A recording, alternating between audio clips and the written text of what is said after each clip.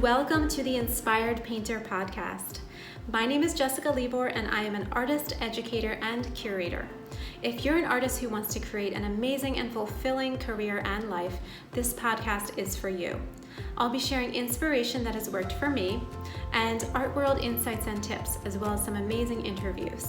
My goal for this podcast is to help you to be in control of your art career and empowered to be the best artist that you can be. Now, I'm very excited to bring to you today's interview, which is jam-packed with value for artists and for curators. Bridgette Mayer is a high-level gallery owner, art consultant, and now artist coach who has built a $1 million business from the ground up. I first came to know Bridgette because I applied to be in a benefit show that she was hosting. And after applying to her gallery, found out that she had actually purchased my art. And next, I heard about her coaching from my friend Kat, who runs the Art and Cocktails podcast. So Bridgette Mayer comes very highly recommended. And then I randomly ran into her at the mall. And we recognized each other because we had seen each other on social media and she had collected my art. So yeah, we ran into each other and we met for the first time and we bonded about that. And so now we kept in touch and I knew I wanted to have her on the podcast and she agreed. And so now here we are. And and listen up because you are getting some serious advice from a really strong player in the gallery industry. And I am so confident Bridgette's words will have really practical application for any artist or curator or frankly business owner who is listening. So yes, I can't wait to introduce you to Bridgette, but I wanted to thank my sponsor first of all, Era Contemporary. Era Contemporary is a gallery and media website serving discerning art collectors through exclusive art events, articles on contemporary artists, and art consulting. Their next exhibition is a group show featuring contemporary realist artists titled The New Pre-Raphaelites, and it's sponsored by Harcum College. Era Contemporary is currently accepting submissions to be in this epic virtual exhibition until August 1st. If you are an artist who would like to apply to be in this show, or a collector who would like an invitation to this virtual event, then visit their website at www.eracontemporary.com for more information. All right, without further ado, let's welcome Bridgette Mayer. Okay, hold on a second. Yay. Hi. Yeah. Nice to see you. Good to see you. We're live now, and everything is working here with technology. So it's so exciting to be here on this call with you. Yeah, and, great to connect with you too, Jessica. Yeah, and where are you coming from? So one of my office locations is in Orlando, Florida. Oh, okay. Although with the quarantine, I'm actually working from home right now. My office is not open. Okay. So that's why I'm in my home office right now, which is my bedroom. Awesome. It's beautiful. Thank you. Thank you. It works for me. But yeah, so I'm in Orlando and actually I'm back in Philadelphia a couple times a month, usually when things aren't quarantined. So okay. I'm really excited to get back.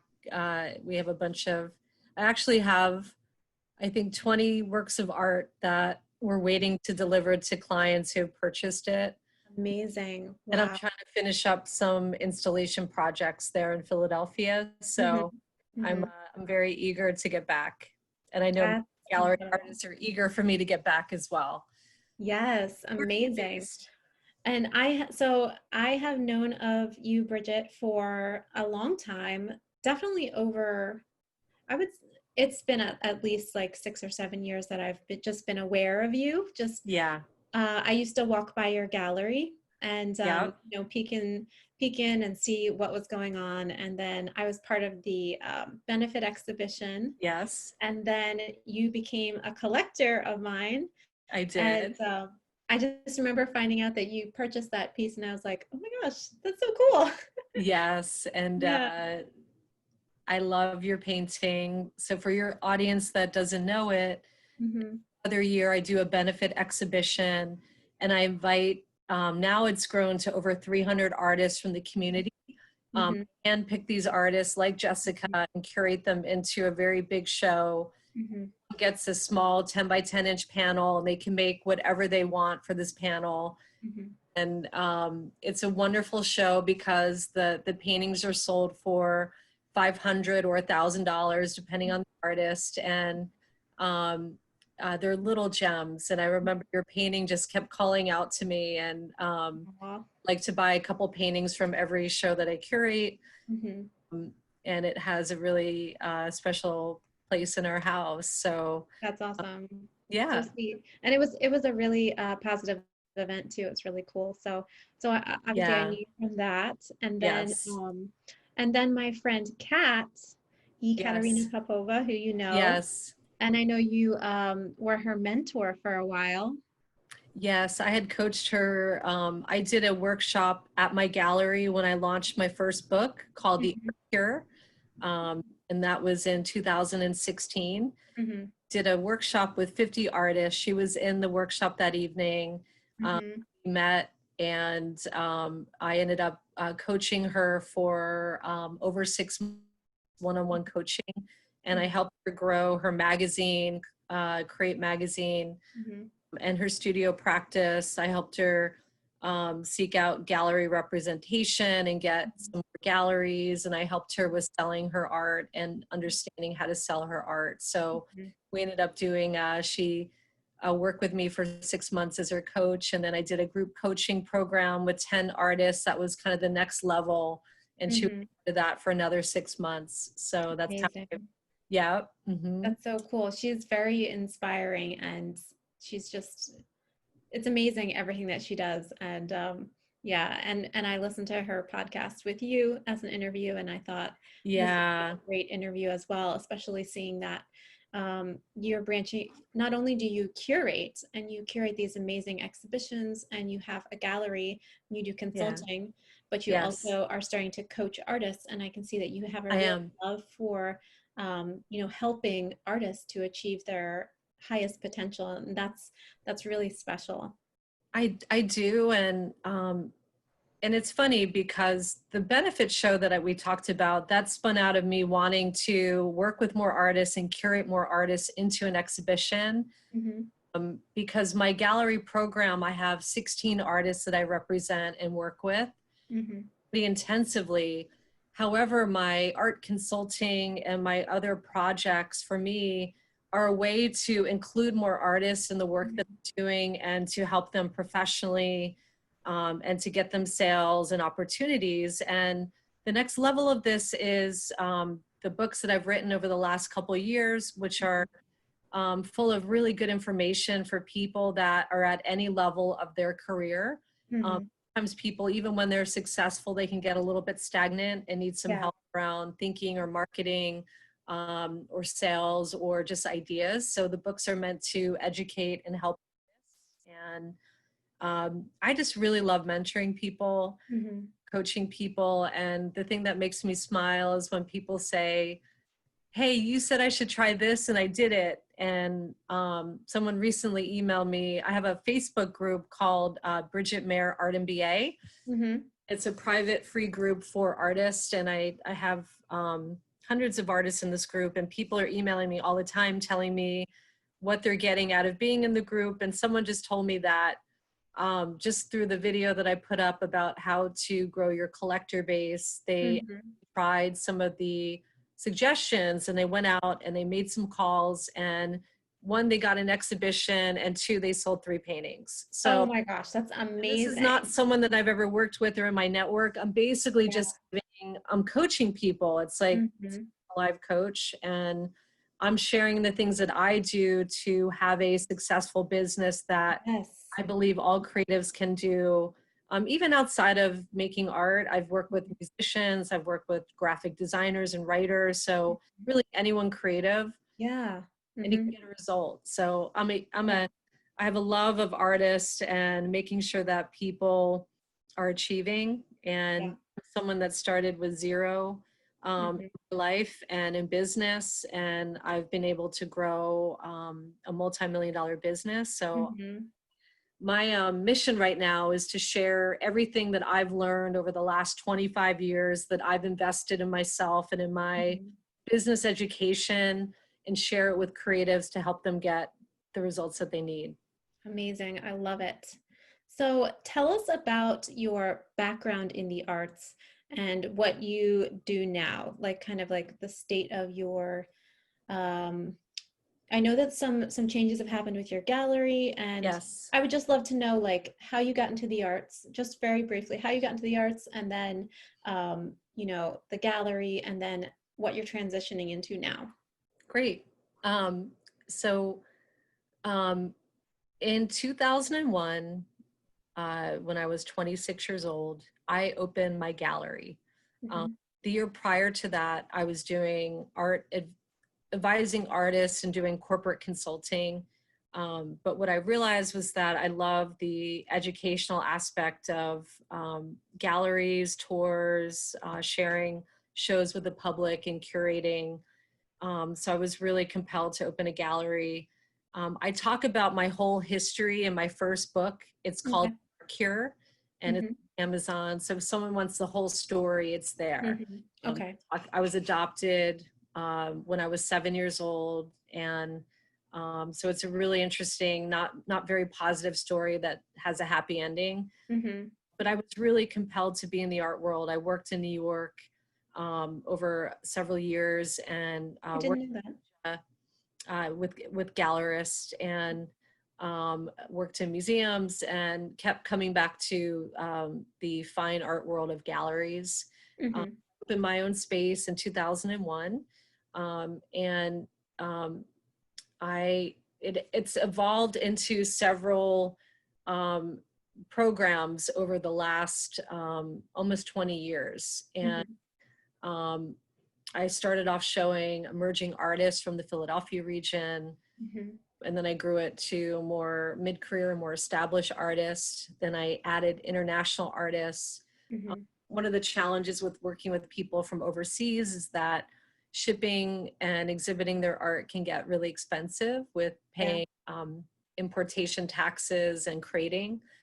So to work up to that point, because there were artists that were not showing in the United States that I wanted to bring to the US, which I did. And several of them have gone on to have shows at the Guggenheim and the Tate in London. And I was the first gallerist to bring their work into the US. So that was really gratifying for me. Yeah.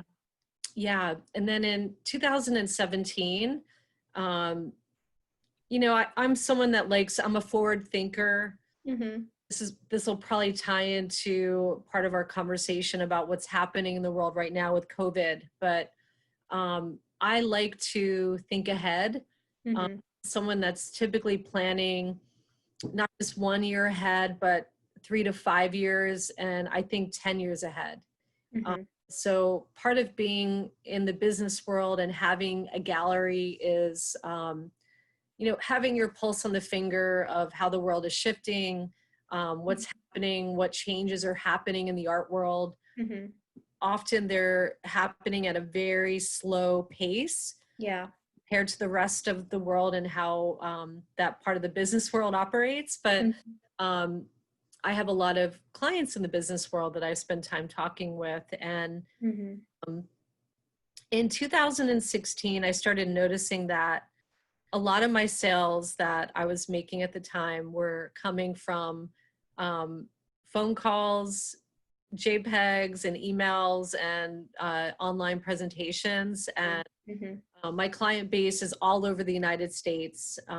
It started out that it was mainly Philadelphia-based clients who would walk by, come in, get a tour, and then buy art.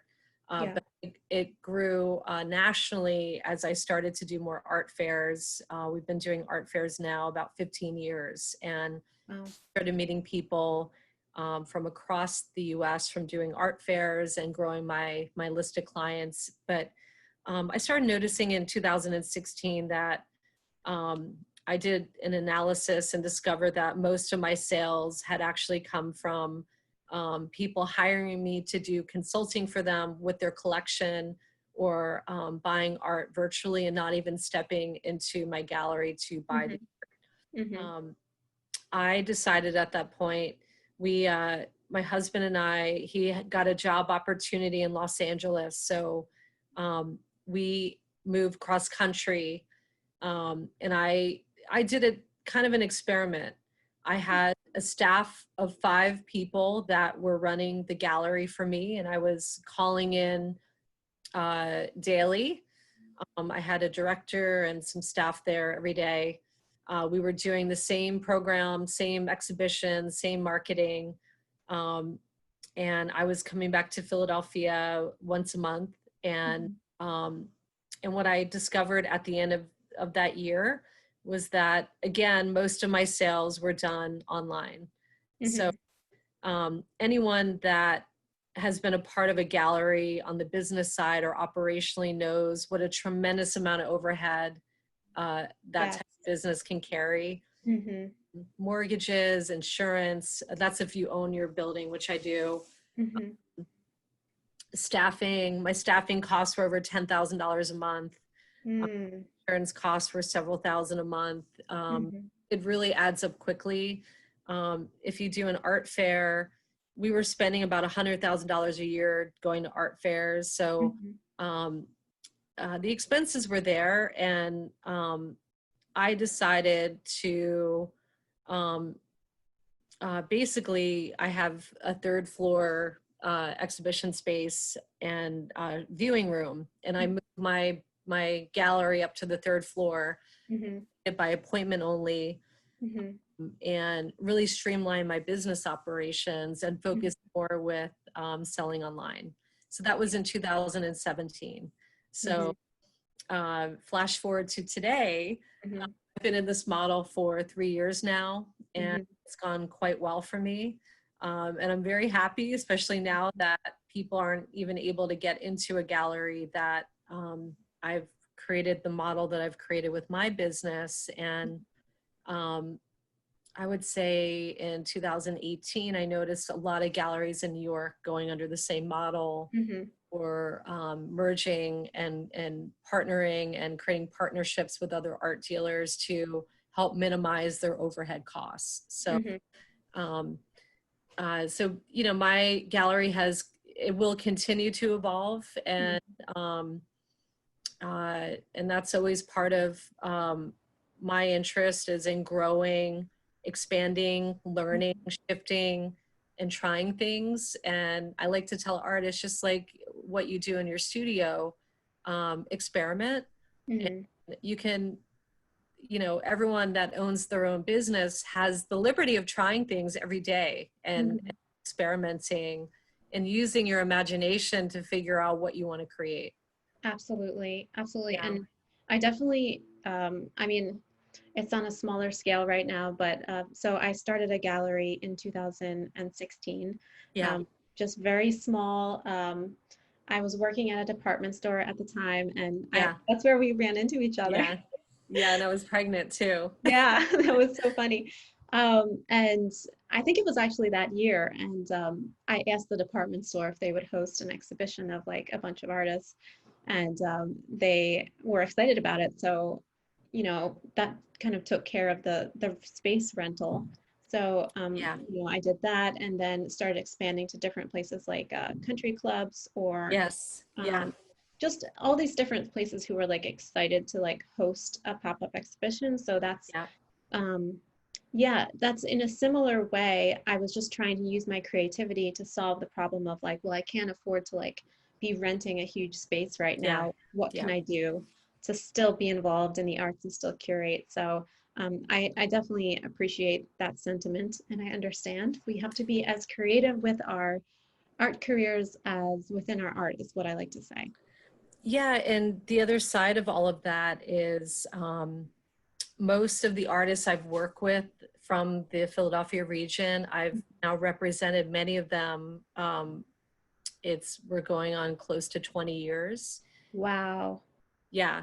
And as an artist grows in their career, you know, the primary means of having success as an artist is selling your work and having gallery representation, various opportunities, whether it be commissions or public art or working with corporate advisors. And those are all part of having a successful career.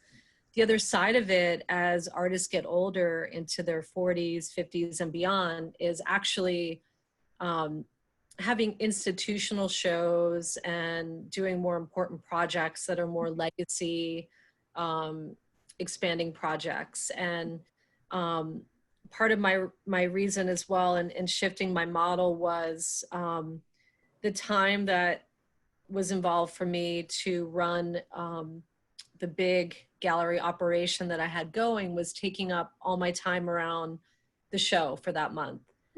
It meant was that I had limited time with each artist that I represented to work with them on bigger opportunities that were more kind of life-changing for their careers.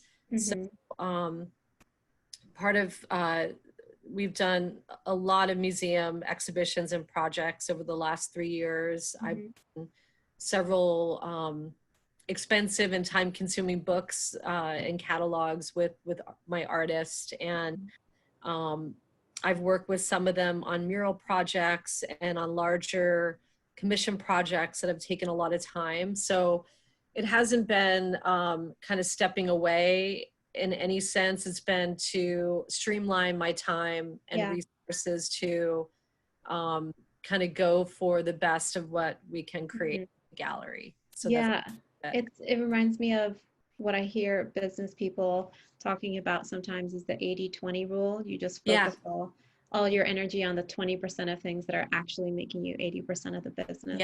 Sounds like that's what you're doing. Exactly. That's a good thought. All right. Well, I have a couple questions that I think some of the artists listening will be very curious to hear. So the first thing I was thinking as you were talking about how you built your artistic empire is how you kind of went from the transition from curating, smaller, like lesser known artists to like mid-career and very established artists. I'm curious about that transition and how that happened for you. Part of it is it happened through time. I think most galleries have a shelf life between 1 and 5 years. And I've seen this in Philadelphia. I moved to Philadelphia in 1998, and I've watched a lot of people go in and out of business. A few people have tried to reopen several times within different ideas, and they still can't kind of make it happen. And there's a long game with running a gallery business. And so part of my evolution with people that I've worked with from emerging to mid-career and beyond has been the evolution of time with them. I see. So you kind of grow with them. New York is an incredibly competitive market. And one of the reasons I didn't want to be in New York, I live there, and I decided to set up shop in Philadelphia was, I didn't really like, and I still don't like how a lot of the art world operates in New York City. And that's kind of the model that most businesses in the art world will base their gallery off of New York, or try to. And it's incredibly cutthroat and competitive, and there's a lot of backstabbing and artist stealing, and I just didn't want to put myself in that situation. I work incredibly hard, and I'm usually a couple steps ahead of people around me that I work with, or employees and artists, and that's intentional. The leader, I feel like it's my job and my role to be ahead of the people around me and leading a team. So, when you get into a mid-career artist or even a top-level artist, and I've shown them, they have a very high expectation and expectation of what you're going to do for them, and the sales you're going to make for them, and the results and opportunities that they're going to get from working with you. so it's kind of no joke when you start working with artworks of artists in their 20s through their 50s that are priced at 20, 30, 40, $50,000. Mm-hmm. Most galleries in Philadelphia are not operating at that level. Yeah. It's not a known marketplace that actually can support that level of gallery. So, you know, in stepping into that world where I was getting into mid-career and very known and established artists there, you know, there's an expectation that you're going to sell their work. And basically, if I don't, then guess what? I'm not going to be working with them anymore. So Yeah. the scripts are flipped somewhat. The traditional artist gallery model is the artist approaches the gallery. They really want to show with them. They have to kind of prove that they're worthy and sometimes even grovel for many years to get a spot, you know, in a gallery. They have a show and then it might go well, it might not go well. The gallery might commit, they might not commit. Model is for the most part very different. The artists really have the upper hand level and they're deciding what gallery they're going to want to show with. So I knew that for me to take on working with these artists, I really had to be able to perform at the highest level with them. So that was part of my personal growth and my business growth and my client base growth. And it's a small community. People talk in the art world and, you know, people know who they should work with and they'll do homework. So a lot of these artists did their homework before deciding to work with me. So that was part of it as well.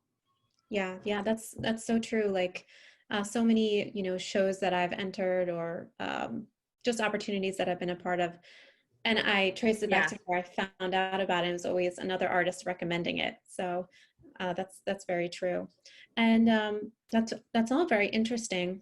And I'm wondering about your collector base. Now, you said that so if you're working with mid-career artists or for those artists who are listening who are more mid-career or like emerging artists going into more higher priced. Yeah. So you said that you found a lot of your collectors through doing art fairs. Now, were those international art fairs or national art fairs? And then beyond the art fair model, even just for like individual artists, what are some ways that they can find collectors for their work? That's a great question. And someone just emailed me about that this morning. I juried a show for Artist Equity. It's a wonderful organization. And I selected 56 artists. And one of them asked, I gave a talk online last night and they wanted to know, they said they had hit a wall with finding collectors and new clients and how could they do that? So I think it's something that is always on an artist's mind. They're business minded, how to get more people to buy their art. You know, I think, let me try to approach it from two sides. One is, and actually add a third thought. Sometimes artists are not even ready to work with a gallery or they don't have a portfolio that's at the caliber that a higher end gallery would want to represent. So kind of, I'm going to assume that you're either in that boat or you have a great portfolio or you're not and you're working on it and you're building it up to be great. I think sometimes artists put their work out there before it's actually ready to be seen and ready to be taken on by a gallery. So I think number one is make sure that your portfolio is amazing and the best that it can be. Secondly, and I try to explain that. Go ahead. Just one question as you're saying that. So you would recommend only putting your very best work out there and not putting like the works in progress or things you're not sure. It sounds really simple, but you're leaving an impression every time someone sees something. And the impression is going to be, I want to see more. I want to get on the website, or, they're not that great. And I like collecting artists that are like this. And you can take any client that collects a particular genre of art, whether it's landscape, figurative, abstract, sculpture, photography, mixed media, most of them have a trained eye, and they certainly know quality and what they like. So you're causing an impression whether you realize it or not. So that's really important to understand your audience and know that they're looking at you. And I think a lot of times artists, even on social media, they put up some weird or crazy stuff, and whether they realize it or not, that's an advertisement. And you know, you might be thinking that all your amazing artist friends are looking at it, but what about people like me or other art consultants or curators that see something and want to click on someone's Instagram or Facebook page? And so I'm always encouraging people to be polished in their language and how they're presenting themselves with their art. I also coach and encourage artists to find galleries. And someone that I was coaching was selling a lot of her own art on her own and basically said, I don't need a gallery. I said, well, it's not about a conflict of interest, because you could go across the United States, you could go overseas, and why wouldn't you want one or two or three people that are spread out, representing your art and working to sell it every month, and basically selling it and sending you a check.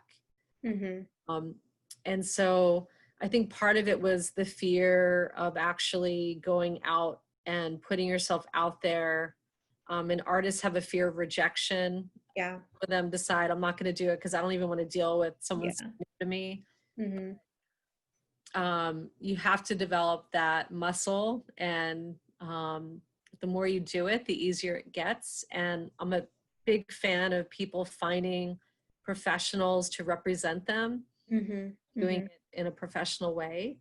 As a matter of fact, Jessica, you're in my group, but my free group for artists on Facebook, it's called Bridgette Mayer Art MBA. I did a whole segment. I have 30 hours of educational videos in this portal. And I did a whole segment talking about what we're talking about now. So for any of your audience that is more curious, they can look into that. Awesome. I'll definitely put the link in the show notes for sure. Yeah, so galleries are definitely key to, you know, having success, and hopefully would be selling your art. Now, the meat of this is, what can an artist like yourself or your audience do to meet clients, meet collectors, and get their work out there a little bit more to sell it?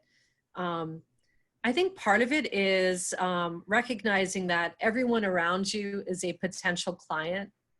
I have over 1,000 clients on my list, and whenever I am out and about, I annoy the heck out of my husband because he's like, you're always working. And I'm like, I'm not working right now. It's just part of my personality. I love connecting with people. I love talking to people.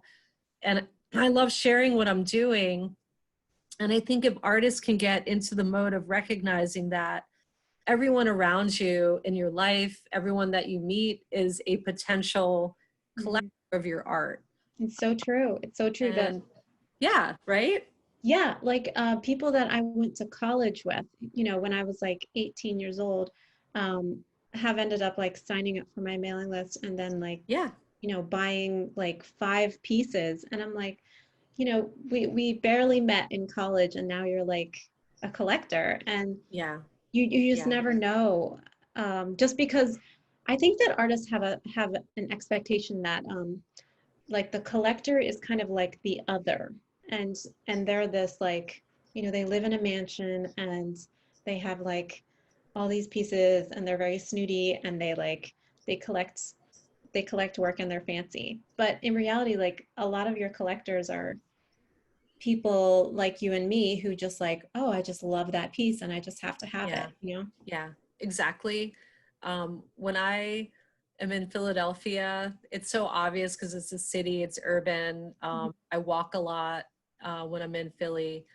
I'll walk down the street, and I'm a people person, and I look around, I see buildings, and I see lots of people, and I'm like, not a client yet, not a client yet. There's no art in that building yet. There's no art in that building yet. And part of it is the recognition that creating connections with people and having the intense desire to grow your collector base is part of the process. Yeah. I talk to a lot of people. I used to go to a lot of networking events, probably the first 10 years of me having the gallery, a couple times a night. I didn't have children. I wasn't married yet. I had a lot of time and I worked really hard. I was putting in 60 or 70-hour work weeks with the gallery. I was really committed.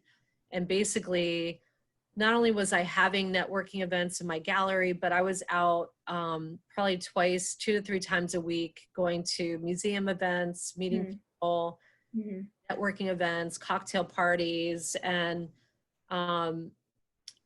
I didn't go there with the intention, I'm kind of hardcore. I didn't go with the intention of having fun or getting free wine or food. I went with the intention to share my business card with as many people that was appropriate without being invasive to the event, and having quality conversations to connect with people. And being shy and being more introverted is often 2 of the top characteristics of artists. And, I think if anyone in your audience feels that way, one of the things that helped me early on was I joined a Toastmaster group. Oh, cool. And I actually had a crazy fear of public speaking. And I talk about this in my first book, The Art Cure. I kept getting asked to be on artist panels and give lectures, and I kept saying no, because I was terrified of giving a talk or being in front of an audience. And even with my gallery in early 2001, if I had to give a toast or if I had to give an artist talk, it was torture for me. I would literally be shaking. And what I could see was that I was holding myself back professionally, and I knew that it would only get worse if I didn't address it. I actually started talking to people and asking how people got over the fear of giving talks and, you know, connecting with people and having conversations. And someone mentioned Toastmasters, and I joined, and I did that for several years. And it's a really great organization. They're all over the United States, and I highly recommend it. So that really helped me. And I just kept working on it, and I kept working on my communication, and I kept reading books, and I kept just trying to improve.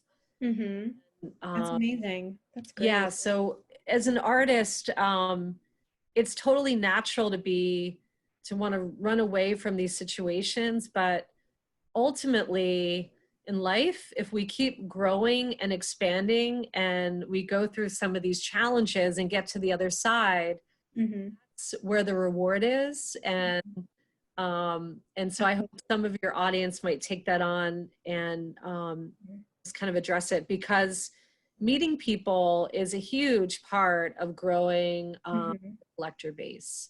Now, I'm going to ask you, and thank you so much for that. I have questions.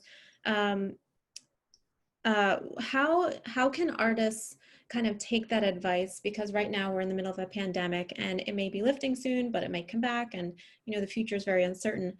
How can they take that advice? You know, try being more social in a time where we're like not allowed to be social. What would you suggest? That's a great question, and I'll talk you through what I've been doing and what I've been coaching artists to do. You know, and kind of again, my Art MBA group, we did 4 weeks of marketing videos, because people are trying to figure out how to clean up their marketing and how to actually market without meeting people face to face. So I addressed this, and I had 2 marketing experts discuss how to create more impactful emails and how to clean up your website so that it's actually more impressive for people that are going on to look at it. Marketing's a huge passion of mine. I really love it. So I've covered this over the last month in that group. Awesome. So all you artists listening, go join her group. Yeah. You know, I like backtracking. I think what's happening right now is it's not just in the art world, but it's pretty much in every industry. Yeah. If you have not found multiple ways to conduct a successful business, you're stuck right now. We see it with the restaurants that didn't have a takeout or to-go program. They're closing down, or some of them are going bankrupt, or some of them have been scrambling to do what their other competitors have been doing for many years. So it's easier sometimes to see it in other industries.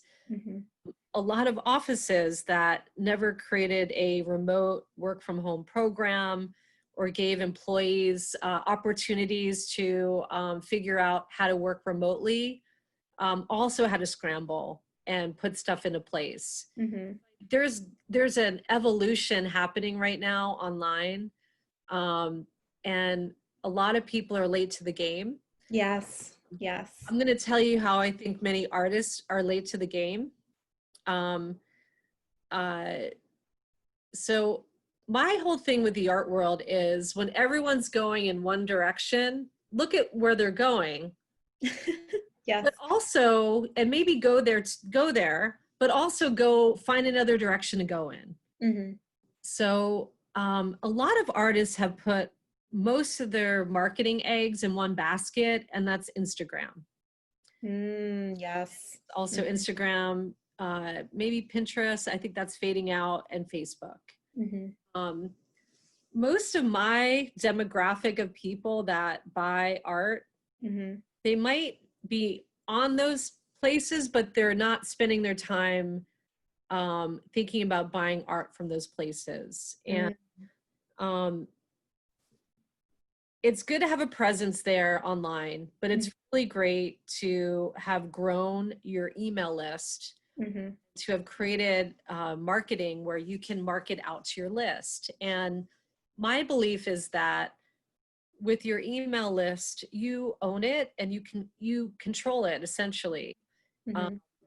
Facebook and Instagram can kick people off the platform. They can change the algorithm. You can lose. Absolutely. Yeah. So if you've spent most of your time marketing in those places, you need to do a 180, and you need to clean up your email list and start working on email marketing.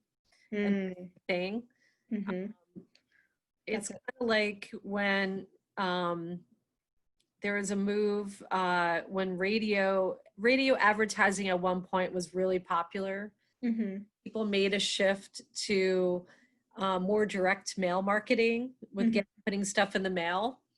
And then putting stuff in the mail went to email marketing, which was getting something in your inbox. And that was replaced with everything that we're all doing online on these social media sites. So it's almost going backwards, and it's a call to these other media where people that are educated and have the money are hanging out, that they don't know you yet and they don't know your art. Yes. And that's so, I will say from my own personal experience, like I have an email list and it has a few hundred people on it, just from people that I've met at shows, people that I've given my business card to, or people who find me online randomly and sign up like on my website. And, these are people who read my emails and then like respond to them when I send them, so that when I send out like, I'm having a show, like, then I'll get like people who come to that show. Whereas if I just put it on social media, those people are not as invested because they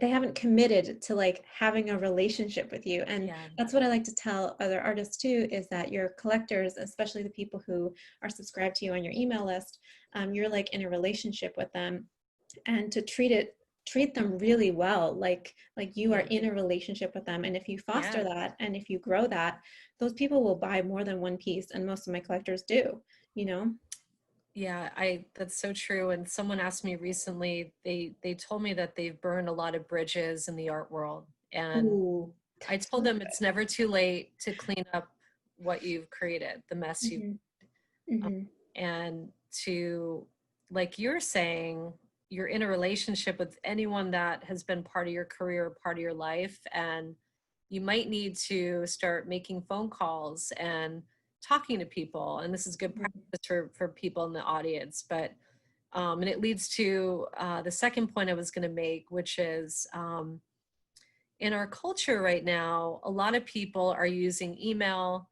and texting as their main form of communication. I'm a huge fan of sending letters, handwritten letters and notes. So an even bigger fan of calling people. And we utilize that to stay in touch with people. I've probably spent 2 to 3 hours on the phone every day since the whole COVID thing started to stay connected to people that I normally would be seeing. And I think for many artists, they've left that job up to maybe their gallery or other people.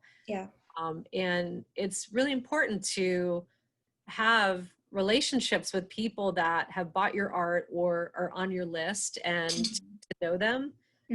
So communication, calling, writing letters, sending packets. I know one artist was sending small watercolors to some of her previous clients and thanking them and acknowledging them, which I thought was a great idea.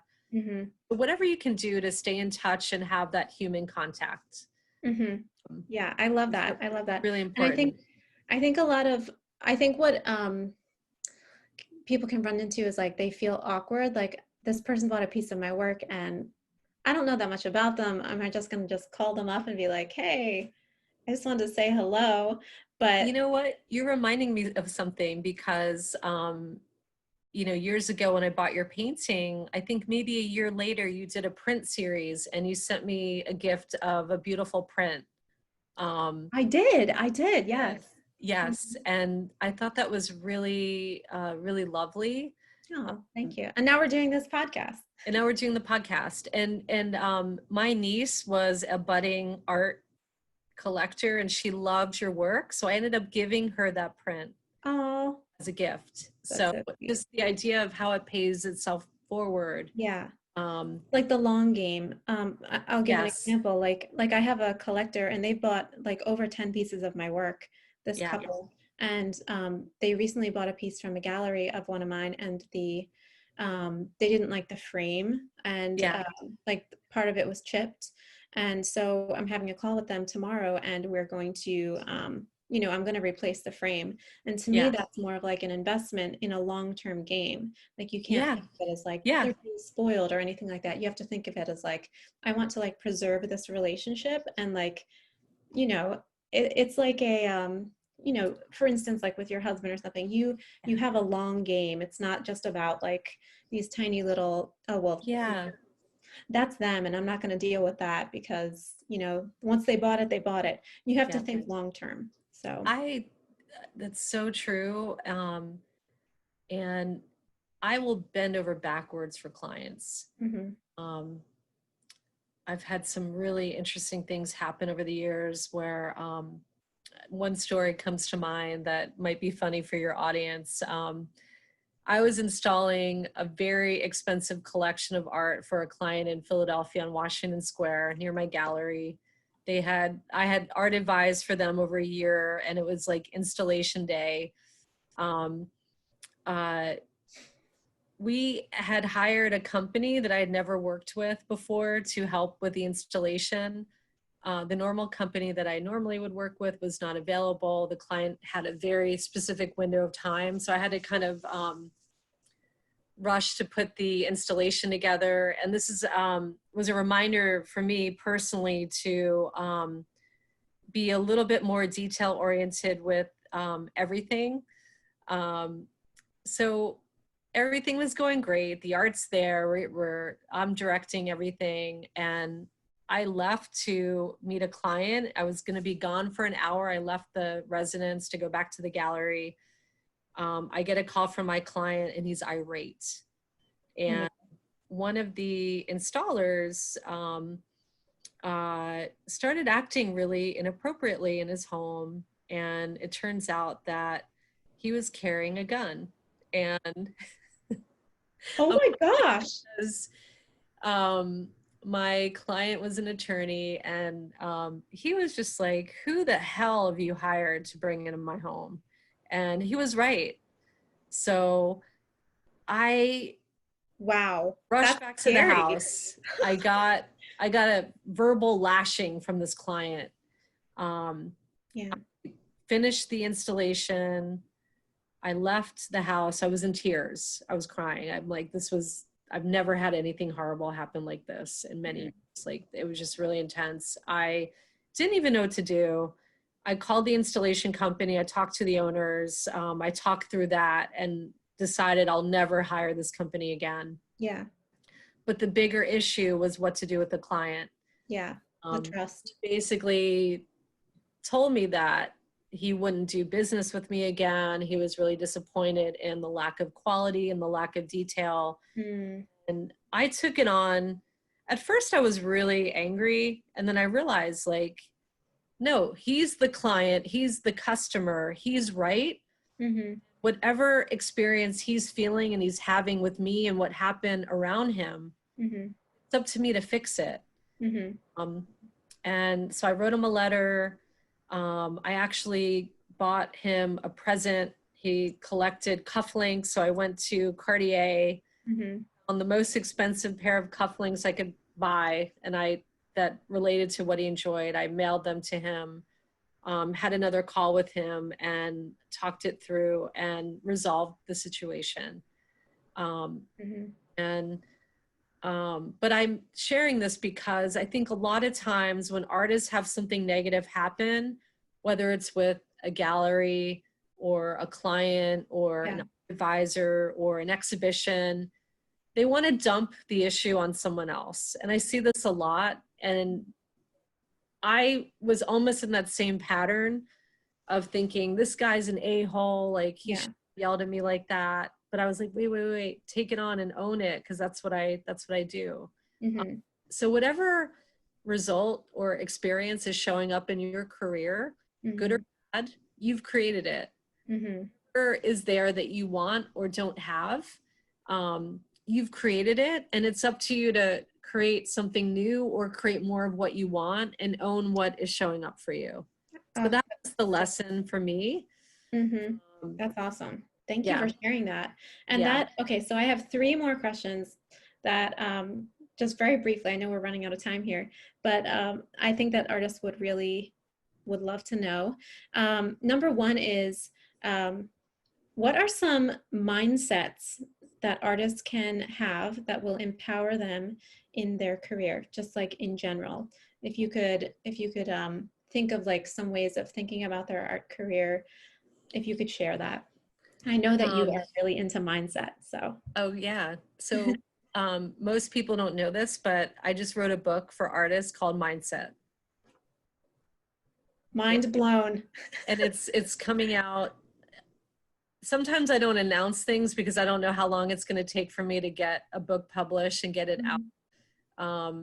We're in the final editing stages, so it's going to be out in the next month. But it's called Mindset. How crazy. That's awesome. It's a 75-page book, and I share stories, and I talk about mindset, and I talk about the standard mindsets that artists have and how they might overcome them. One of the things that I've talked about on Art MBA on Facebook and overall to artists when I talk to them is having the mindset that you as the artist are the CEO of your own art career. Take that on and own it, that you are the president of your business. It's your business that you're running. And there are ways to show up every single day the way that top executives and people that are at the top of whatever they're doing in the US are running their businesses. There are different mindsets and ways that these people show up. I created a 20-page document. And it's on my website, bridgettemayer.com. And if you go onto the website and join the email list, you'll get this PDF, and it's about the top 10 mindsets. And you had no idea about any of this. No, that's great. The Though. top 10 Perfect. mindsets that the top business people in the US have. And I think one of my favorite mindsets that I talk about in this document is it's basically a little mini ebook, planning your day. And most people have a go with the flow attitude. I'm going to check my emails, see what's in my inbox. I'm going to, ooh, it's 1 o'clock. I'm going to eat lunch. Like most top executives and top artists have their day plan from when they wake up until when they go to sleep.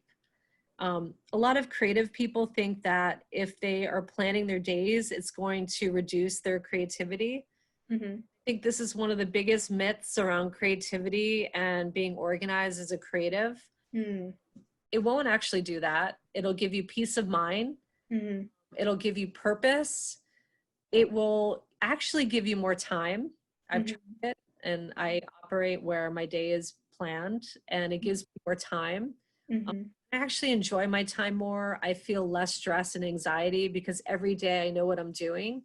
And I feel like there's also a sense of like autonomy then, like you're in control of your day.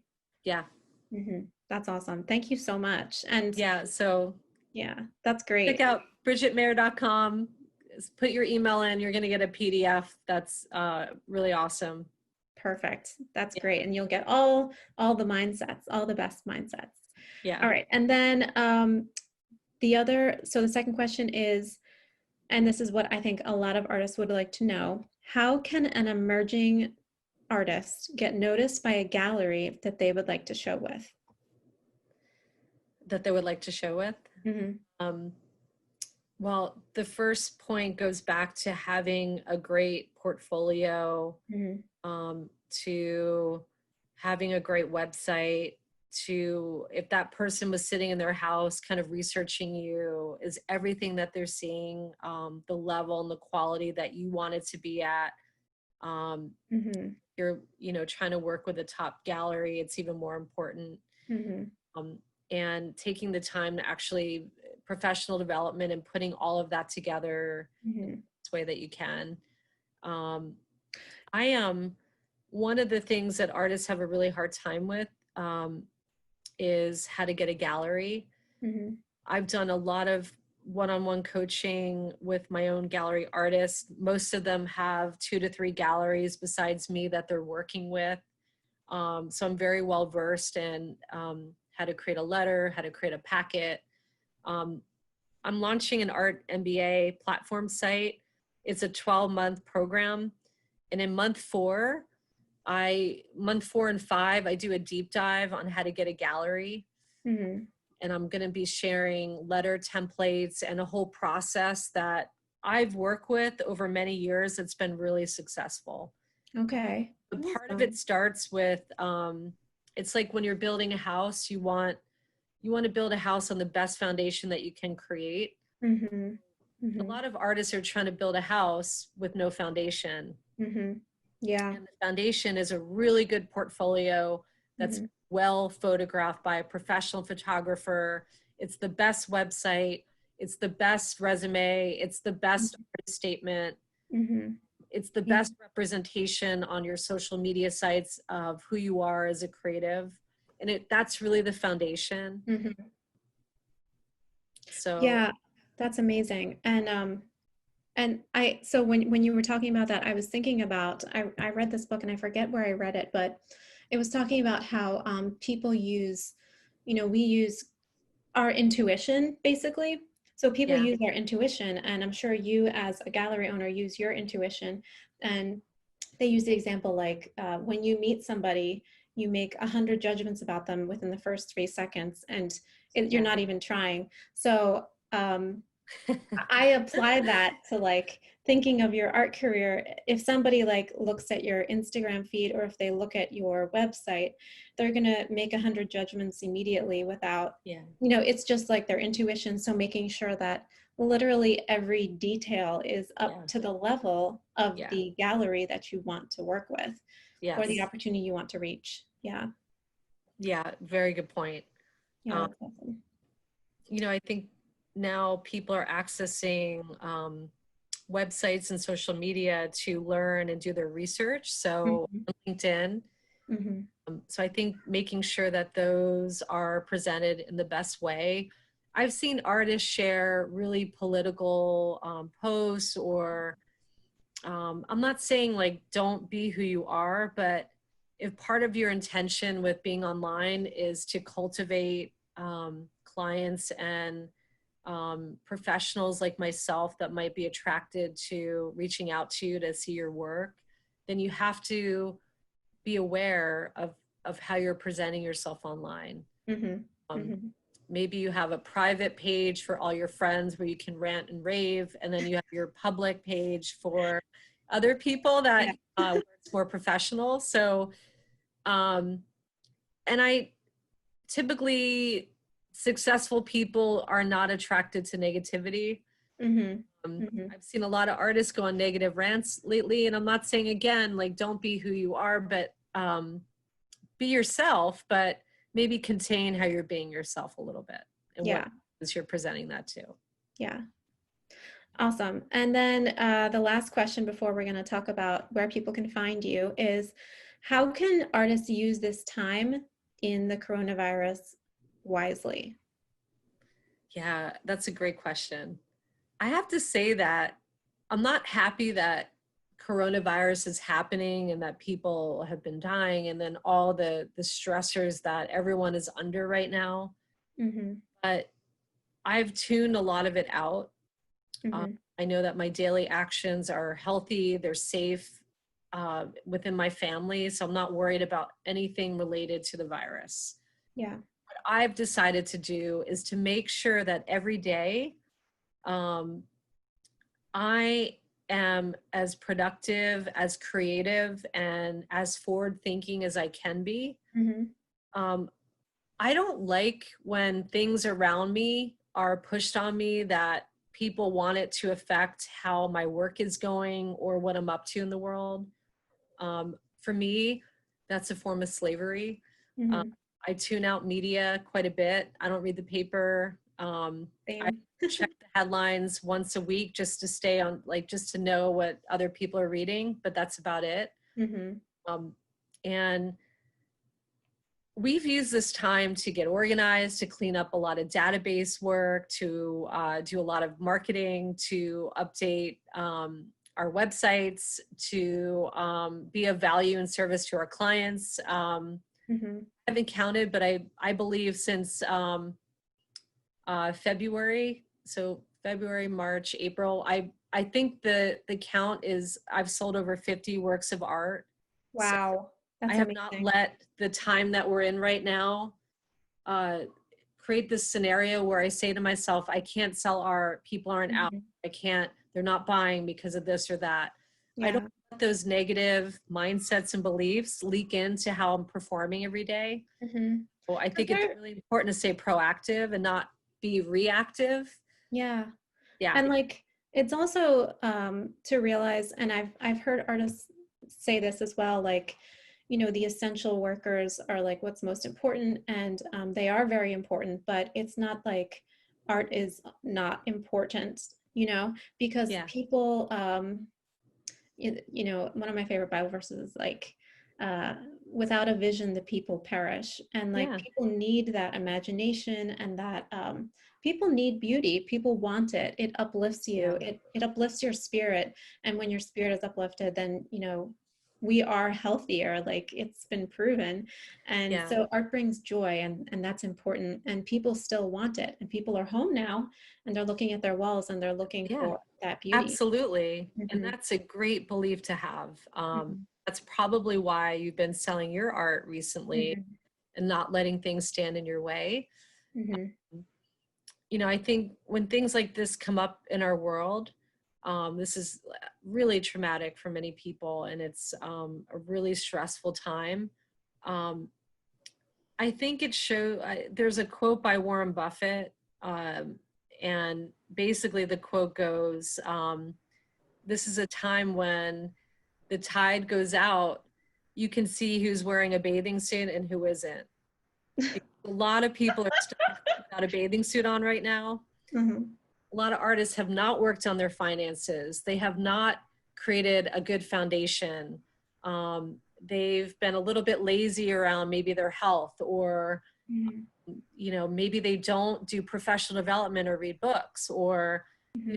a lot of times in our culture, people stop growing. It's just part of gravity and changing and getting bored or getting older. And I feel like these times are opportunities to basically clean up your shit, like Yeah. healthier, Mm-hmm. get more organized, like have a better plan. Mm-hmm. And I'm sure there are many people in your audience that are being very proactive and doing a lot of positive things. Yeah. A lot of artists are kind of in their own quarantine anyway, where they're in the studio painting for hours and days and making art and making shows. And it's a great opportunity to really do a deep dive with your artistic practice and make the best work that you can, and kind of come out on the other side feeling really proud of how you handled everything. Mm-hmm. I think these are opportunities to grow and challenge ourselves and be the best that we can be. Absolutely. Thank you so much. And one thing that I've discovered is like, it's been an especially powerful time for me artistically because there's no fear of missing out. Like before, there was always like, I should be out at the galleries. I should be, you know, out at these like parties. I should be doing these things. I should be networking. And now it's like, there's no fear of missing out because none of that is even happening. The most exciting thing that's happening is in your studio. So it feels you know, good, doesn't it? Yeah, it feels really good. It's like, this is the time to really focus.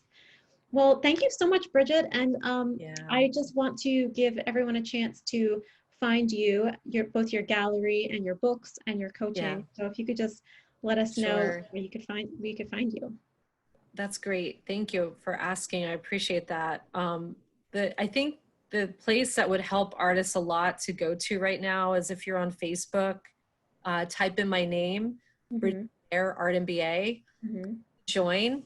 You're going to get asked a couple of questions. Where did you hear about Art MBA? And we want your email because we do an hour session every week, and we have a very thorough email recap, which is kind of a cheat sheet of the entire conversation, and we give you our top tips. So it's awesome. I'm on it. So yay. So I recommend it. Thank you. So put your email in and join. And we actually, at 2:00 today, we have a live interview, and it'll be up. All the videos are up online. There's 6 months worth of content that you can look through, and it's a wonderful community. That's the number one place. Number two is if you go on Amazon, if you want to read my latest book, which is a business book for artists. It's called The Modern Artist Way. You can find that on Amazon.com. If you're an avid reader and want to know about how I got started and how I made my way through the art world, you would check out the Art Cure. So the books are up there. I'm really proud of them. I put them out there to really help artists realize that you can come from zero. I had zero money, zero clients, and I built a multi-million-dollar business. So they're both there. The third book's coming out in the next couple of weeks around mindset. And then my gallery is BridgetteMayerGallery.com. There's my art consulting for artists, Bridgette Mayer, MayerArtAdvisors.com. BridgetteMayer.com is my coaching website. So all of that. Awesome. I love it. You're helping so many people and spreading so much joy and beauty. And I just really appreciate you. And thank you so much for this amazing time. And it's just been filled with so much wisdom. And I think people are really going to love it. And all of the links I'm going to put on the show notes so people can click on that. And well, I look forward to sharing it out to the group, Jessica. So let me know when it's ready. And I really enjoyed talking with you. And me too. You're doing so many positive things. And I'm so excited to hear that you just sold 6 of your paintings through your virtual show. Congratulations. Thank you. Keep making amazing work, and you're a light to the world. Oh, thank you, Bridgette. Yeah. All right. I'll talk to you soon. Sounds good. Bye-bye. Bye. right, thank you so much for listening to today's podcast. If you enjoyed listening, it would mean so much to me if you would like and subscribe if you want more notifications when this kind of interviews come out. In fact, if you screenshot your rating and send it to me on Instagram at the Visionary Artist Salon or at Jessica Libor Studio, I will give you a shout out as a thank you. I also want to let you know that I've created a gift just for you from my heart that I am so excited to share with you. It is a free guide called 30 Days to 3K, the definitive guide to authentically increase your online art sales. In this 15-page guide, I share how I'm creating amazing results in selling my art online while retaining the worth of my art and feeling authentic doing so. I am sharing the process that has worked to get results for me. All you have to do to get it is go to my coaching website, www.thevisionaryartistsalon.com, and enter your email, and it will be delivered right to your inbox. I hope it brings you so much value, and let me know how it works for you. For those of you who are really ready to transform your career from the inside out to experience more abundance, creativity, and success, I encourage you to consider my completely personalized coaching program, the Artist Soul Mastery Academy. And in this one-on-one coaching program, my mission is to empower you to become the artist that you've always dreamed of being by helping you to remove internal blocks and step into the powerful and worthy artist that you are really meant to be. For a limited time, I am doing free 30-minute explore calls to find out if this would be the right fit for you. To apply for a call, you can visit my coaching website at www.thevisionaryartistsalon.com. Shoot me a DM at Visionary Artist Salon. I'm here to chat. And thank you again for listening, and I hope that this really inspired and served you, and I can't wait to talk to you soon. Remember that you are already worthy, and everything you make is an expression of your truest spirit. Now go forth and create.